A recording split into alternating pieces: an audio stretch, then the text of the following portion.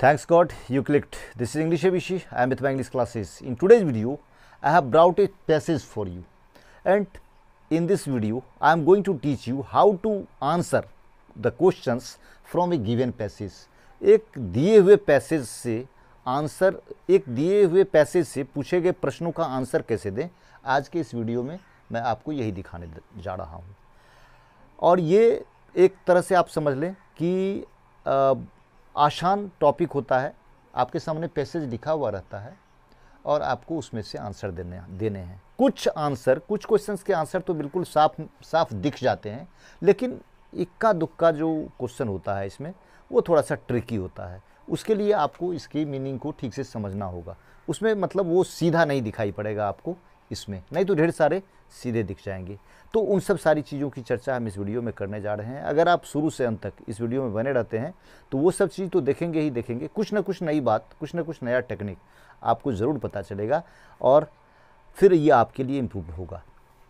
और इस वीडियो में जो हम पैसेज को लाए हैं वो है Bihar school examination board intermediate 2022 में साइंस और कॉमर्स के जो इंग्लिश क्वेश्चन पेपर में जो पैसेज थे वो लाया है मैंने।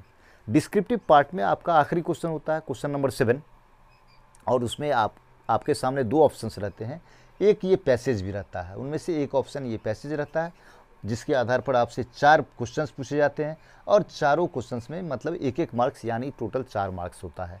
या अगर आप इसको नहीं करना चाहें तो प्रीसिस राइटिंग रहता है। लेकिन आप एक बार फिर से मैं आपको एश्योर कर रहा हूं कि आपने अगर इस वीडियो को शुरू से अंत तक देख लिया तो निश्चित रूप से आप इसको प्रीफर करेंगे, मतलब इसको प्रायोरिटी देंगे। आप इस ईजी फील करेंगे, एकदम अपने आप को कंफर्टेबल फील करेंगे इस क्वेश्चन को टेकअप करने में। तो चलिए, सबसे पहले इन क्वेश्चंस का आंसर करने के लिए क्या ज़रूरी है कि हम पैसेज को केयरफुली पढ़ें। और इस पर लिखा हुआ भी है, read the passage carefully and answer the questions that follow. जो भी क्वेश्चन नीचे दिए गए हैं पैसेज के, तो आप पैसेज को केयरफुली पढ़िए और उसका आंसर कीजिए। अब हम पैसेज को पढ़ दे रहे हैं आपके लिए। Civilization means refinement of manner, improved arts, learning and physical and moral culture. It implies an ordered way of living so that our body, mind and soul may develop properly. It also means social organization, efficient government and well-established laws. The object of civilization is to make life nobler and more beautiful. मतलब इस passage में total 4 sentences है। बस इन 4 sentences में जो नीचे दिए गए आपके क्वेश्चंस हैं उनके आंसर्स हैं। तो सबसे पहला जो क्वेश्चन है आपके सामने, what do you mean by civilization? What does civilization imply? What does civilization imply? और जो सी है, what is the object of civilisation?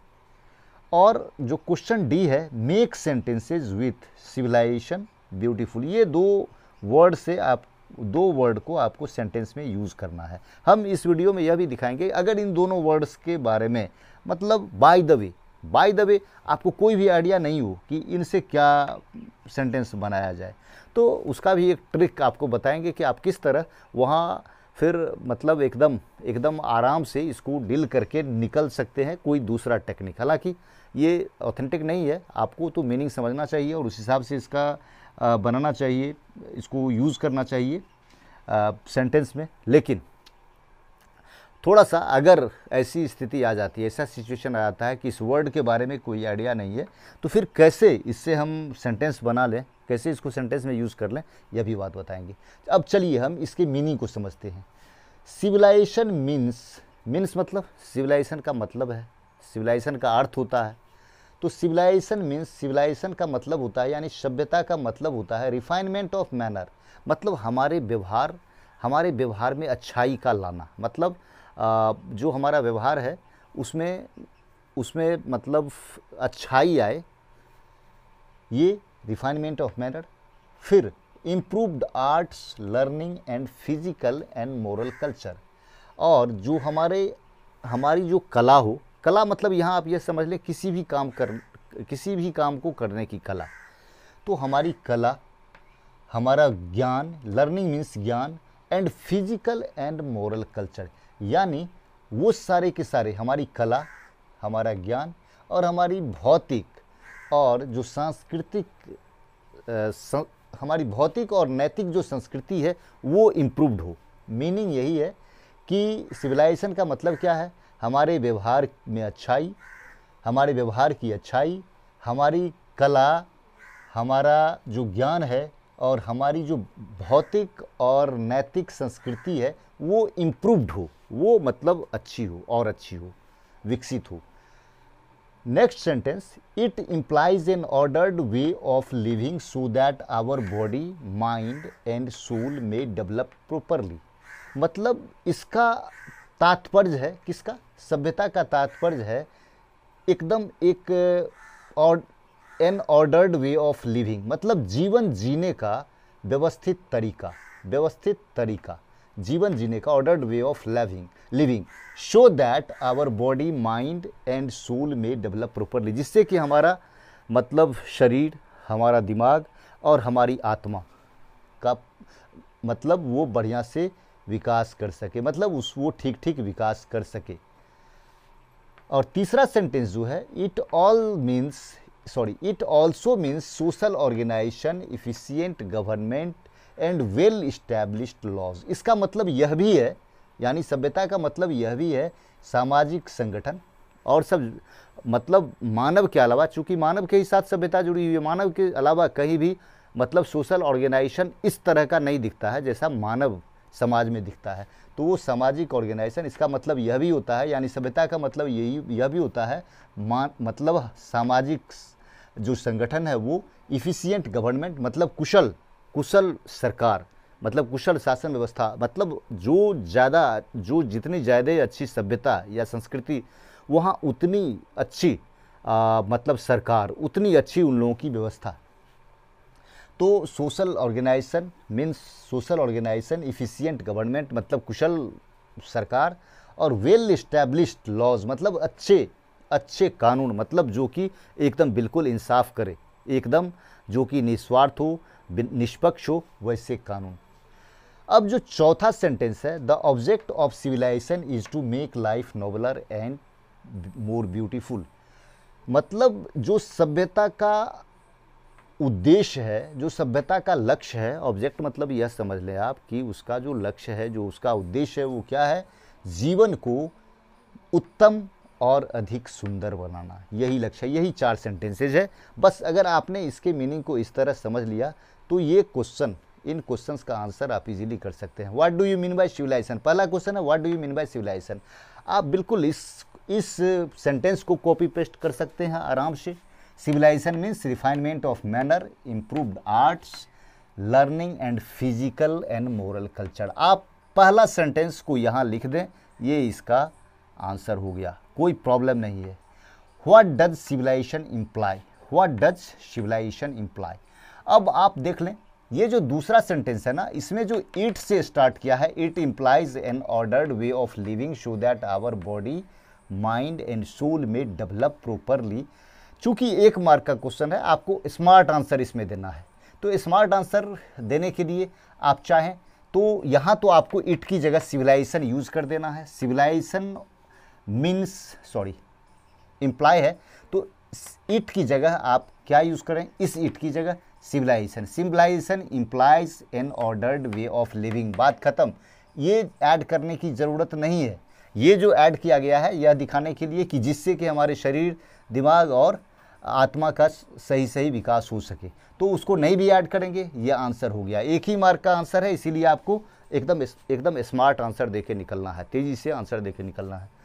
फिर तीसरा, what is the object of civilisation, civilisation का उद्देश्य क्या है, सिविलाइजेशन का उद्देश्य क्या है। The object, last sentence, the object of civilization is to make life nobler and more beautiful, और ये इसका एकदम एग्जैक्ट आंसर है। हम आपके लिए आंसर लिख दे रहे हैं यहाँ, आप इसको देख लें और फिर से आप मतलब अगर आपको मतलब और ज़्यादा इत्मीनान होना है, अपने कॉन्फिडेंस लेवल को हाई करना है, तो फिर से आप देख लीजिएगा, आपके लिए हम आंसर भी लिख दे रहे हैं।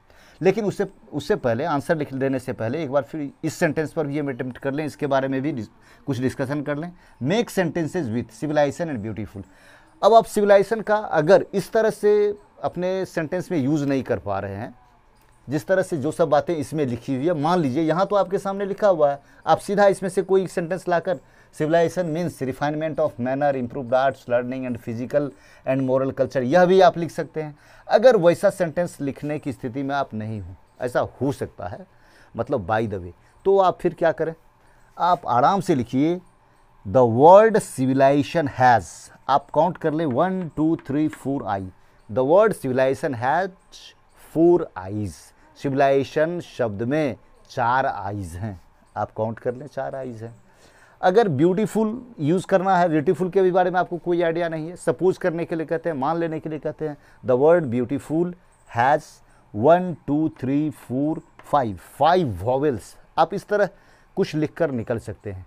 और चूंकि एक ही मार्क है तो फिर तो एग्जामिनर को तो विवश होना पड़ेगा कि मतलब अगर आपने कुछ भी एफर्ट किया है तो वहाँ करने के लिए तो 1 मार्क देना ही है उन्हें, तो वो क्या करेंगे, इस तरह से मतलब वो विवश हो जाएंगे 1 मार्क देने के लिए। अगर आपके पास वो मतलब आप उसका मीनिंग नहीं जान रहे हैं तो चलिए अब हम आपके लिए आंसर लिख दे रहे हैं।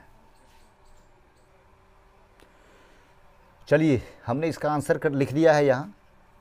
और जैसा कि मैंने बताया था पहले कि मतलब जो पहला क्वेश्चन है what do you mean by civilization, ये आपका पहला सेंटेंस जो है एग्जैक्टली इसका आंसर हो गया। ऐसा हो सकता है कभी।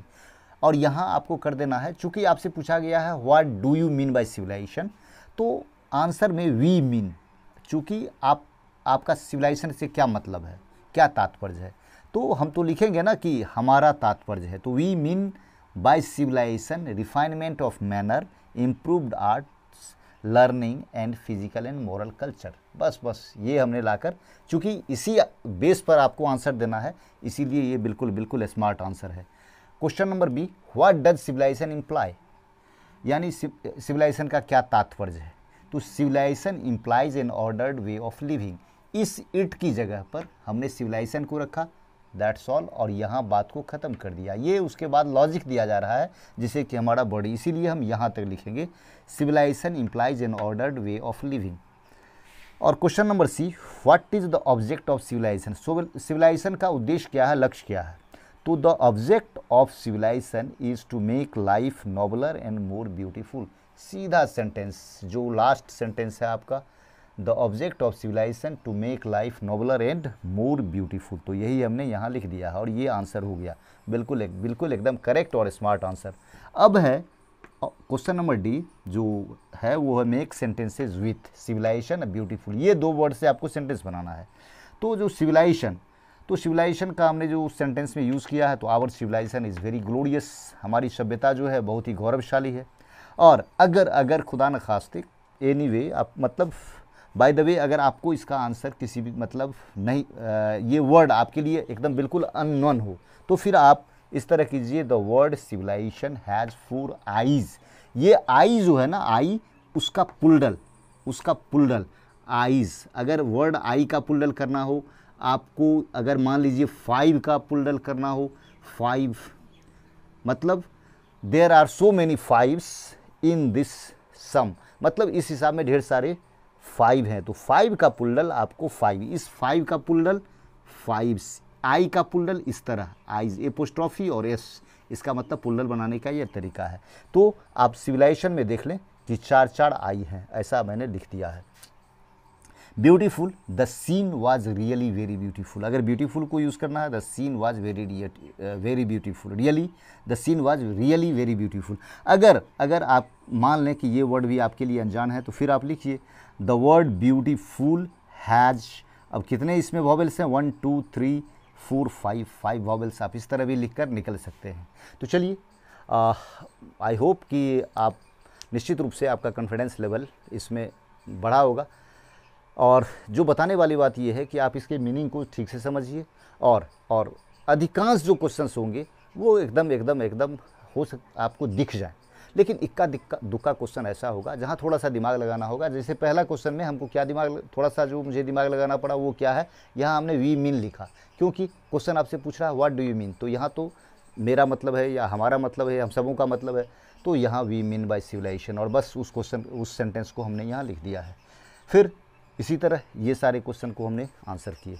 और चलिए, अगर ये वीडियो आपको अच्छा लगा हो, मुझे तो उम्मीद है कि निश्चित रूप से आपका कॉन्फिडेंस बढ़ा होगा। आप प्रीसिस राइटिंग को नहीं करेंगे, आप इसी पर अटेम्प्ट लेंगे। ये मेरे समझ से ज़्यादा ईजी है, मेरा ये सजेशन है आपको। और अगर ये वीडियो आपको अच्छा लगा हो तो आप इसे शेयर कीजिए अपने फ्रेंड्स के साथ, लास्ट में कह रहा हूँ मैं, और इसको लाइक कीजिए। साथ ही हमारे चैनल इंग्लिश ABC को सब्सक्राइब कीजिए। अगले वीडियो के साथ फिर मिलते हैं, बाय।